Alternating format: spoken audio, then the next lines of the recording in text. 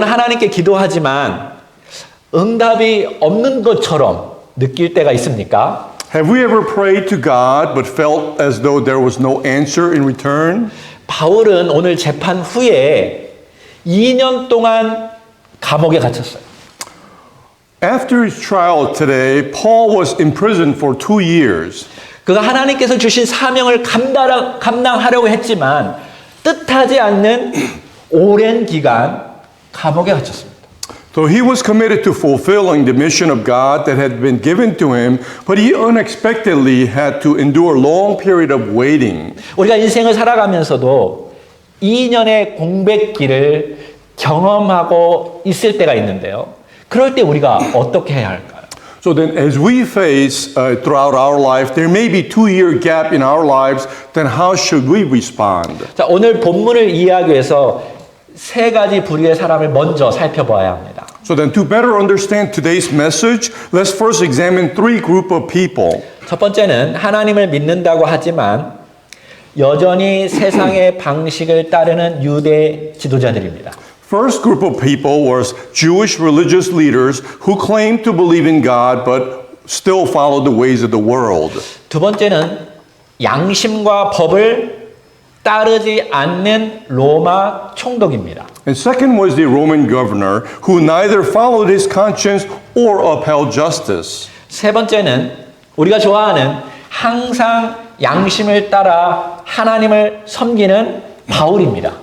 Third, of course, is Paul, who faithfully served God and always followed his conscience. 사도행전 21장부터 바울은 계속적으로 위기를 맞이합니다. From Acts 21 onward, Paul continually faces crisis. 유대인들이 음모를 꾸몄고 공회에서 논쟁을 벌였고 폭행 위험까지 받았지만 하나님은 바울을 신실하게 보호하셨습니다.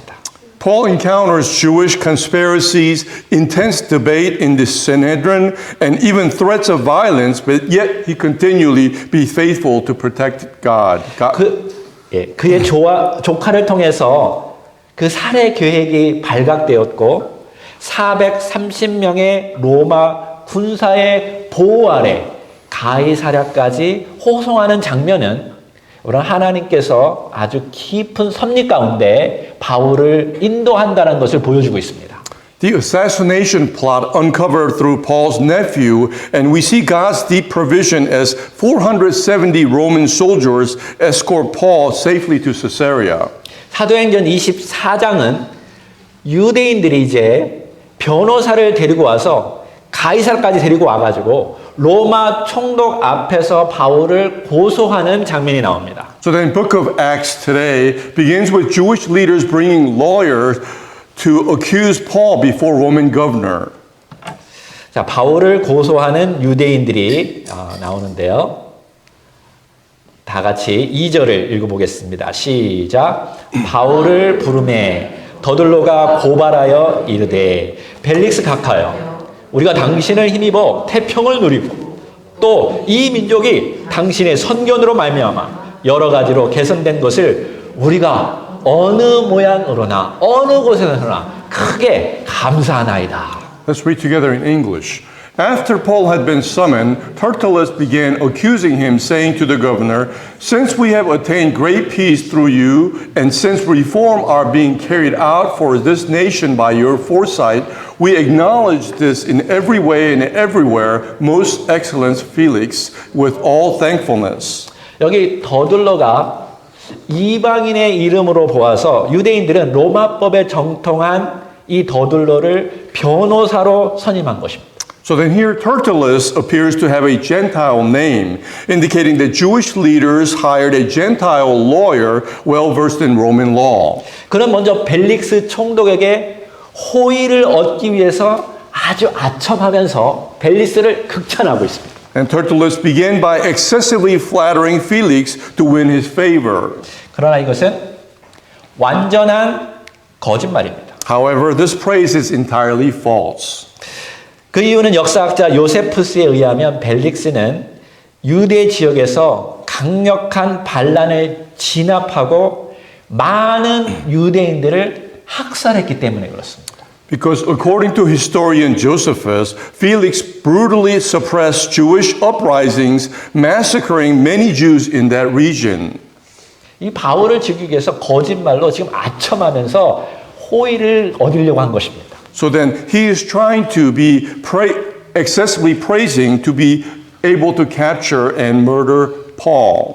유대 지도자들은 바울을 향해서 세 가지 혐의로 이야기합니다. So then Jewish leaders here bring three different charges to Paul. 첫 번째는 전염병 같은 자로서 폭동을 일으키는 자다라고 말했습니다. First, he's accused of being a plague-like man who stirs up riots. 이 말은 바울이 천하에 흩어진 유대인들을 선동해가지고 로마 제국까지 무너뜨리려고 한다고 하는 것입니다. This means Jewish leaders accuse Paul of being like a plague, inciting Jews across the empire to rebellion against Rome.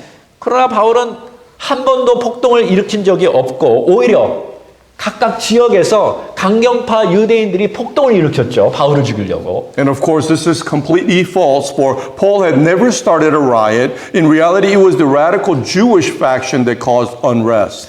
두 번째로는 나사렛 이단의 우두머리다라고 고소했습니다. And secondly, they accused him of being a ringleader of the Nazarene sect. 나사렛 이단이라는 표현은요, 당시 유대 기독교인들을 경멸하는 말이었습니다. And the term Nazarene sect was a derogatory expression used to despise Christians at that time. 이 말은 바울이 그 당시에 거대한 파당을 만들어서 유대교 전통을 깨고 유대교까지 무너뜨리려고 했던 것이다라고 말하는 것입니다. And this implies that Paul was creating a large group, breaking Jewish traditions and attempting to overthrow Judaism itself. 그래서 여기 첫 번째, 두 번째 고소는 정치적인 죄목입니다. So then first and second accusations we can put together as a political charge. 세 번째로는 성전을 더럽혔다라고 고소했습니다. And thirdly, he was accused of being desecrating the temple. 이것은 종교적인 죄목입니다. And this is a religious charge against him. 유대 지도자들은 바울이 이방인을 데리고 거룩한 성전에 들어와서 성전을 모독했다라고 지금 말하는 것입니다. In other words, Jewish leaders were falsely testifying that Paul had brought Gentiles into the temple, making it defiled. 근데 이것도 거짓말이죠. And of course, this was also a lie. 사도행전 21장에 보듯이 바울은 그러한 일을 한 적이 없습니다. For as we can see in Book of Acts 21, Paul never did such a thing. 여러분, 재판에서 제일 중요한 것이 있는데요. 잘 들어야 합니다. 확실한 증인과 증거가 있어야 합니다. In a trial, it's very important to listen carefully because there are clear evidences and witnesses. 잘 안 듣는 사람은 나는 절대로 재판을 당해볼 것이라고 생각하지 않기 때문에 안 듣는 거겠죠. And perhaps if you're not listening, it's because you feel as though you will never be judged or in a court. 잘 들어야 돼요. 확실한 증인과 증거가 있어야 돼요. So you have to listen carefully. It requires a clear evidence and witness. 근데 문제는 유대인들이 바울을 잡으려고 너무 고소를 서둘렀고 확실한 증거나 증인 없이 바울을 고소했다라는 것입니다. However, the Jewish leaders hurried with the accusations and tried to condemn Paul without any solid proof or witnesses. 자, 이제 바울이 변명할 차례입니다. So then Paul is speaking on his defense. 10절 다 같이 시작. 총독이 바울에게 머리로 표시하여 말하라 하니 그가 대답하되 당신이 여러 해 전부터 이 민족의 재판장 된 것을 내가 알고 내 사건에 대하여 기꺼이 변명하나이다. Let's read that in English.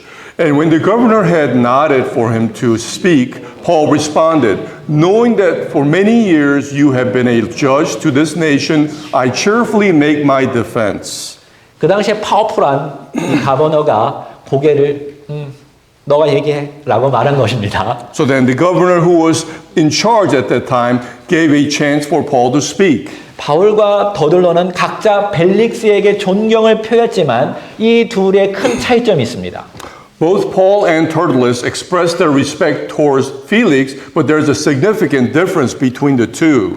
더들러는 아첨했지만 for Tertullus flatter Felix. 바울은 단 한마디도 아첨하지 않았습니다. However, Paul did not point to flatter him even once. 만약 바울이 하나님을 믿지 않았다라면 그러한 상황에서 아첨해야만 했을 것입니다. For if Paul did not believe in God in such situation, perhaps it was time for him to flatter. 자, 바울도 세 가지로 반박합니다. So then, likewise, Paul, we will break into three different refutes. 첫 번째, 나는 성전에서 폭동을 일으킨 적이 없습니다. 라고 말했습니다. First, he defended himself by saying, I did not incite a riot in the temple. 바울이 유대인들에게 잡혀 있을 때에도 소란을 피워서 잡힌 것이 아니라 그가 결례를 따라서 기도했을 뿐이었습니다. And Paul was not seized by the Jews because he was causing disturbance, but he was simply following the customs by praying. 이 말을 한 이유는 거기에 수많은 사람들이 다 증인으로 보았다라는 것이죠. And the reason he's stating this is many were there to witness that.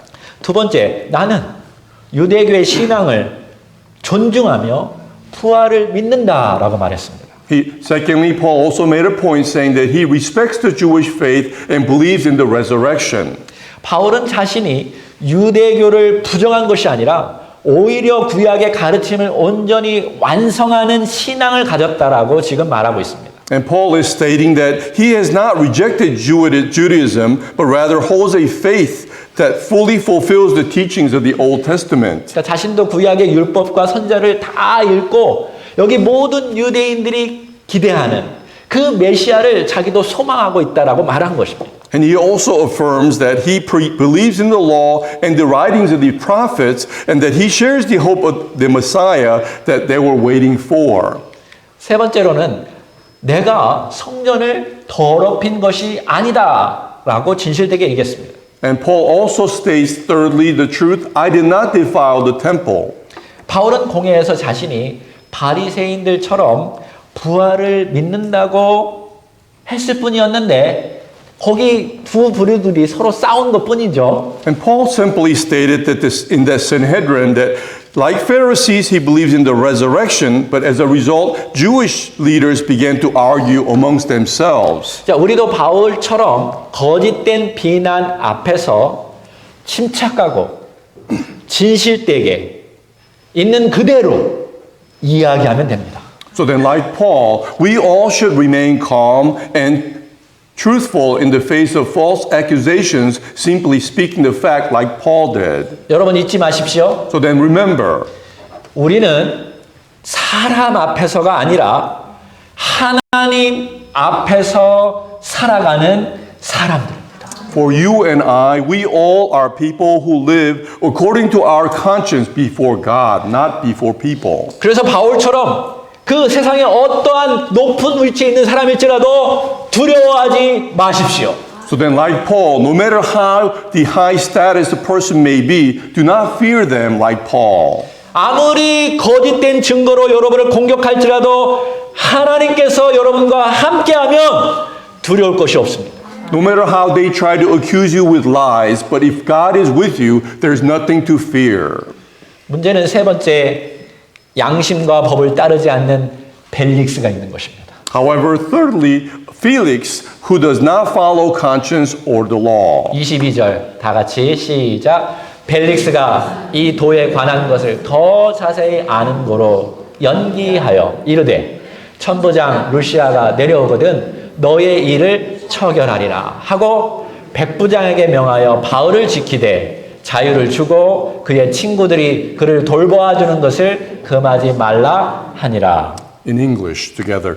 But Felix, having quite accurate knowledge about the way, adjourned them, saying, when Lysias, the commander, comes down, I will decide your case. He gave orders to the centurion for Paul to be kept in custody and yet have some freedom and not to prevent any of his friends from providing for his needs. 여기 재판을 맡고 있는 총독 벨릭스는 바울의 변호를 듣고 바울의 죄가 없다라는 것을 알았습니다. So then Governor Felix, after hearing Paul's defense, recognized that Paul was indeed innocent.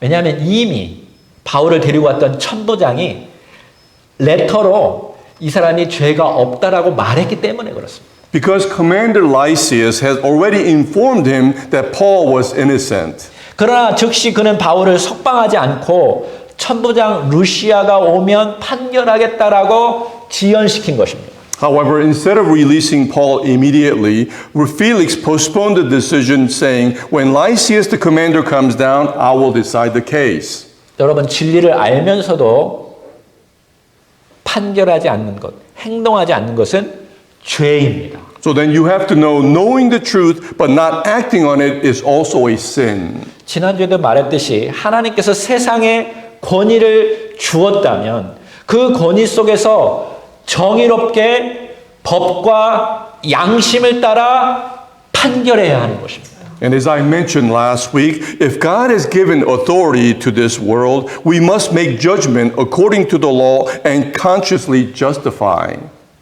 아멘.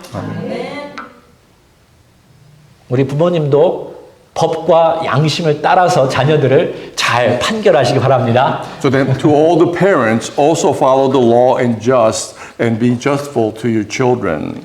그렇다면 왜 벨릭스가 재판을 지연시켰을까요? So then why did Felix delay the trial? 그 다음 절에 나옵니다. 시작. 수일 후에 벨릭스가 그의 아내 유대 여자 두루실라와 함께 와서 바울을 불러 그리스도 예수 믿는 도를 듣거늘. Verse 24 together. Now some days after Felix arrived with Drusilla, his wife, who was Jewish, and he sent for Paul and heard him speak about faith in Christ Jesus. 여기 본문을 이해하려면 역사적인 배경을 알아요.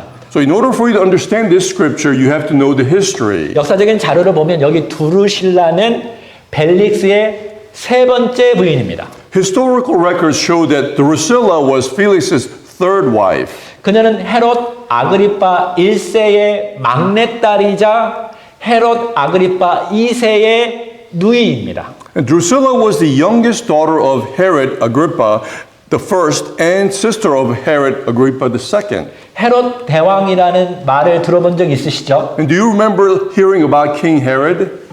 유대 왕족이고 그 당시 유대 지역을 그러니까 예수님 당시 유대 지역을 다스렸던 왕입니다. And he was the Jewish royal family and ruled over region of Judea at the time of Jesus. 그러니까 예수님의 탄생 때 베들레헴의 모든 아기들을 태어나는 베이비들을 다 죽인 왕이죠. 잔인했습니다. In fact, he was the king who ordered the massacre of infants in Bethlehem at the time of Jesus' birth. 자, 그 다음이 바로 헤롯 아그리파 1세인데요. 그도 야고보를 죽이고 스스로 신처럼 행동하다가 벌레에 먹혀서 죽였습니다. And after him came King Herod Agrippa the first, who killed James and acted as if he was a god, only to be eaten by worms and die. 두루실라의 고모는 헤로디아인데요.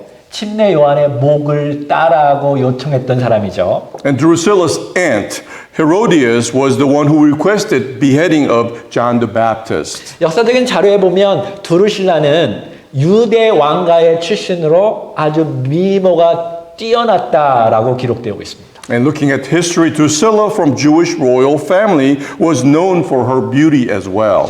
그녀는 정치적인 이유로 아지주스 왕국 에메사 왕의 부인이었는데요.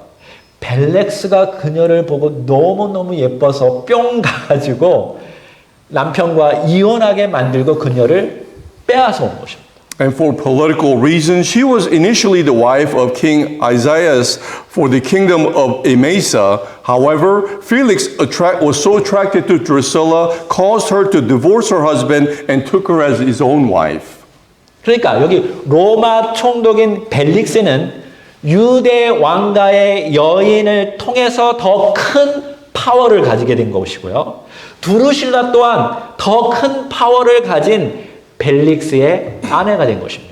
So then in conclusion, Felix was the Roman governor, gained greater political power through his marriage to a woman from Jewish royal family, and Drusilla in return became wife of Felix, a man with greater power. 이게 세상 살아가는 우리의 세상의 모습입니다. And this is the image of the way that we live in today's world. 돈, 욕망, 파워의 끝판왕입니다. And many pursuing the embodiment of money, desire, and ultimate pursuit of power. 그럼에도 불구하고 이들 또한 바울의 도에 관심이 있었어요. And despite all this, however, both of them were interested in Paul's teachings. 여기서 우리가 알 수 있는 것은 인간은 누구나 구원과 영생과 이 복음에 대해 관심을 갖고 있다라는 것입니다. So then in this we can see every human being, regardless of their status, is naturally concerned about truth, salvation, and eternal life. 왜냐하면 우리는 원래 영원히 살아가도록 하나님께서 만들어 놓았기 때문에 그래요. It is because God created us in the beginning to live eternally. 근데 죄가 들어와서 그 모든 것이 파괴되었을 뿐입니다. And because of sin that came into our lives, it destroyed all that. 그때 바울이 이 둘에게 이렇게 말하였습니다. So then Paul says these things to both of these people. 다 같이 시작. 바울이 의와 절제와 장차 오는 심판을 강론하니 벨릭스가 두려워하여 대답하되 지금은 가라. 내가 틈이 있으면 너를 부르리라 하고. Let's read together. But as he was discussing righteousness, self-control, and the judgment to come, Felix became frightened and responded, "Go away for now, and when I have an opportunity, I will summon you." 의인은 벨릭스와 두루실라의 부도덕한 삶을 지적한 메시지입니다. First, righteousness is a message that points out the immoral lives of Felix and Drusilla. 둘째, 절제는 탐욕과 정욕을 절제하라라는 메시지입니다. And second, self-control is a message urging them to restrain from greed and lust. 셋째, 장차 올 심판은 하나님 앞에서의 최후 심판을 말하는 것입니다. And third, the judgment speaks of final judgment before God. 여러분, 하나님은요, 우리가 우리의 죄를 고백하고 예수님께서 우리의 죄를 위해서 죽고 부활하신 것을 믿고 자신의 주인으로 모시면 하나님께서 우리를 의롭다라고 칭해 주십니다. And God declares us righteous when we confess our sins, believe in the death and resurrection of Jesus, and confess Him as our Lord. 아멘. Amen. 하나님께서 법적으로 우리를 의롭다라고 칭해 주신다라고 바울이 지금 벨릭스에게도 이야기했다고 저는 믿습니다. And Paul is saying to Felix that legally, and when you do these things, God declares us righteous. 둘째, 절제는 무엇입니까? So then what is self-control? 이제 너의 죄가 다 용서받았으니까 너도 회개하고 예수님으로부터 죄가 용서받았으니까 이제부터는 자유분방하고 부도덕한 생활에서 벗어나라는 거예요. Self-control means that now, having repented past sins, we are called to break from the careless, carefree, and immoral lifestyle in the past. 성령이 너희 안에 거하면 너에게 절제하게 하고 예수 그리스도를 닮는 성화의 구원으로 이끌어 간다라는 것을 지금 말한 것입니다. So then he is stating that when the Holy Spirit is with you, he will help you to maintain self-control, professing the salvation of sanctification in Christ. 마지막에 당신뿐만 아니라 나도 모든 사람들이 다 부활하여서 하나님의 심판 앞에서 그 심판을 받아야 한다라고 지금 말하는 것입니다. Because he's saying at the end, we will all face judgment in presence of God. 여러분이 만약에 바울의 입장이라면 그런 상황에서 이러한 복음을 전할 수 있습니까? So then if you were Paul in such predicament, will you be able to share the gospel like he did? 바울은 이것이 진실이고 사실인 것을 확실히 믿은 것입니다. And Paul believes this to be the truth and expresses it in sincerity. 벨릭스는 지금 높은 위치에 있고 바울은 지금 체인에 채여 있는 그런 상황 속에 있었습니다. And because Felix was in a high status position where Paul was in chains. 근데 바울이 이 복음을 전하자 벨릭스가 두려워 떨었습니다. However, when Paul spread this message, Felix was in fear. 다시 말해서 바울의 말이 그의 양심을 찌른 것입니다. In other words, Paul's words pierced his conscience. 근데 문제는 바로 그때 회개해야 하는 것입니다. The problem is that he should have repented at that very moment. 여러분 말씀이 여러분의 마음을 찌를 때 그때 즉각적으로 순종하십시오. For when the words are piercing your heart, you need to repent at that very moment. 근데 우리는 너무나 많이 다음에 할게요라고 마음 먹죠. However, many of us delay it saying next time. 다음에 기도해야지. Next time I'll pray. 다음에 교회 가야지. Next time I'll go to church. 다음에 회개해야지. Next time I'll repent. 아니요. 하나님의 양심을 찌를 때 그때 하십시오. No, but the time to do it is when God is touching upon your heart at that very moment. 제가 위에서 언급했듯이 벨릭스는 진리에 대해서 관심이 있었지만 동시에 돈에 관심이 많았습니다. And as I mentioned earlier, Felix was interested in the truth, but at the same time, he was also interested in money. 이것이 벨릭스가 그의 재판을 미룬 두 번째 이유예요. And this is the second reason why Felix delayed Paul's trial. 읽겠습니다. 시작. 동시에 또 바울에게서 돈을 받을까 바라는 거로 더 자주 불러 같이 이야기하더라. Let's read English. At the same time, he was also hoping that money would be given to him by Paul. Therefore, he also used to send for him quite often and talk with him.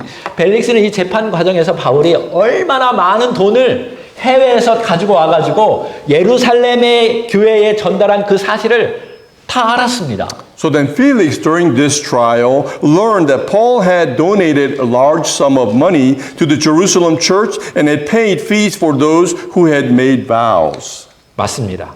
그리고 유대인들이 그 천하를 흔드는 이단의 우두머리라고 했다면 엄청난 부자라고 그는 생각한 것입니다. And furthermore, because Jews had accused him of being a leader of a heretic movement that was shaking the world, Felix also assumed that Paul was very wealthy. 그 당시에 뇌물을 주고받는 일은 고위층에서 만연된 관행이었습니다. And during that time, bribery was a widespread practice among the upper class. 바울은 이러한 로마 정부의 부당한 일을 들추는 일은 하지 않았지만 자기에게 적용할 때에는 그에게 한 푼도 주지 않았습니다. But Paul does not bring up the unjust practices of Roman government, but when he comes to his own situation, he does not give Felix even a penny. 여러분도 그렇게 하시기를 바라겠습니다. And I hope you will do the same. 여기가 오늘 철교의 핵심 포인트입니다. And this is the main focus of today's message. 이 26절로 재판이 끝납니다. And the trial ends with verse 26. 그리고 갑자기 27절에 2년이 지났다고 말하고 있어요. And all of a sudden, verse 27 says, 2 years later. 한번 볼까요? Let's read together. 시작. 이태가 지난 후 보르기오 베스도가 벨릭스의 소임을 이어받으니 벨릭스가 유대인의 마음을 얻고자 하여 바울을 구류하여 두니라. Verse 27 together. But after 2 years had passed, Felix was succeeded by Porcius Festus, and Felix, wanting to do the Jews a favor, left Paul imprisoned. 벨릭스가 총독 자리를 베스도에게 넘기면서 바울을 계속 감옥에 가두어 놓은 것은 유대인의 마음을 얻고자 했던 것입니다. And Felix, when he handed over the governorship to Festus, kept Paul in prison in order to win favors of the Jews. 다시 말해서 벨릭스는 복음을 듣고 마음이 찔렸지만 세상의 욕망 때문에 세상과 타협한 것입니다. In other words, Felix, though convicted by the gospel, compromised with the world because of his worldly desires. 제가 이 말씀을 들으면서 이 갑자기 들어온 메시지가 바로 2년이라는 내용입니다. And when I was listening to this message, all of a sudden I came across 2 years later. 여러분 어떻게 보면 여기 벨릭스 때문에 이 나쁜 벨릭스 때문에 바울은 2년 동안 감옥에서 썩은 것입니다. And in a way, Paul was left to rot in prison for 2 years because of Felix. 근데 오늘 말씀을 전후 문맥에서 보았을 때 발견한 것은 그것은 절대로 쓸모없는 시간이 아니라는 것입니다. However, as I reflected in today's passage and surrounding context, I discovered that by no means it was a wasted time. 인간적으로 볼 때는 답답한 시간이었지만 하나님의 입장에서 봤을 때는 영적으로 그를 훈련시킬 수 있는 중요한 시간이었던 것입니다. Because from a human perspective, it may have been a frustrating period of waiting, but from God's perspective, it was necessary process for Paul. 그래서 첫 번째 바울의 사역의 공백기는 여러분 하나님의 계획 안에 있었어요. So then Paul's ministerial gap was within God's plan. 하나님은 때로 우리의 기도에 즉각적으로 응답하지만요. 침묵하면서 우리의 신앙을 연단하기도 하십니다. Sometimes God gives immediate responses, but other times he remains silent and refines our faith. 정말 바울이 원하는 것은 열정적으로 세상 곳곳에 가서 복음을 전하는 것을 원했지만 이 2년의 시간 동안 그는 강제로 갇히게 된 거예요. Paul, as a passionate evangelist, traveled to many cities spreading the gospel, but during these 2 years, he was forcibly imprisoned. 여러분도 그런 생각 해본 적 있나요? And have you thought about it this way? 내가 정말 하나님을 위해서 잘하고 싶은데 강제적으로 내 삶이 이 모양 이 꼴으로 막혀있는 듯한 아무것도 안 되는 듯한 그런 경험을 해본 적 있으십니까? Have you experienced in that when you want to do things for God, but you feel as though it's not being done and being frustrated because it's not what you want to do? 재밌는 것은 요셉도요. 감옥에서 2년 동안 갇혀 있었습니다. And what's more interesting is Joseph as well was in prison for 2 years. 근데 그 시간을 통해서 애굽의 총리로 준비되어진 것입니다. However, through that time, he was prepared to become the prime minister of Egypt. 여러분 하나님은 여러분의 생각한 것보다 더 빠르게 더 높게 여러분을 사용할 수 있다라는 것을 믿으시기 바랍니다. But you have to believe that God can make things faster than what you believe to make it even greater. 바울의 2년 역시 로마 사역을 준비하는 영적인 시간이었을 것입니다. So then similarly, Paul's 2 years were like time of spiritual growth, preparing him to minister in Rome. 여러분 언제 별을 보나요? When do you see the star? 언제요? When? 어두울 때, When it's dark. 깜깜할 때. When it's completely dark. 별과 같은 우리 하나님을 보려면 때로는 우리 인생의 어두운 시기에 들어갈 때 그때 하나님이 빛처럼 여러분 가운데 가까이 올 것입니다. Then in order for us to see God who is like star, in the times of darkness in our lives is when he shines the most. 여러분 무엇이 제일 행복합니까? What is most joyful for you? 밥 많이 먹는 게 행복하십니까? Are you happy when you're eating a lot? 사람들에게 어떤 사랑을 받는 게 행복합니까? When you receive love from others, does that make you happy? 여러분을 창조하시고 여러분을 사랑하시고 여러분을 위해서 죽기까지 하신 그리스도와 깊은 영적인 관계 속에 있는 것이 우리의 가장 큰 행복입니다. The biggest joy in our heart is when we have a relationship with Jesus who died for our sins, who continues to be with us and who loves us. 우리가 언제 말씀을 읽으려고 하나요? When do you read the scripture?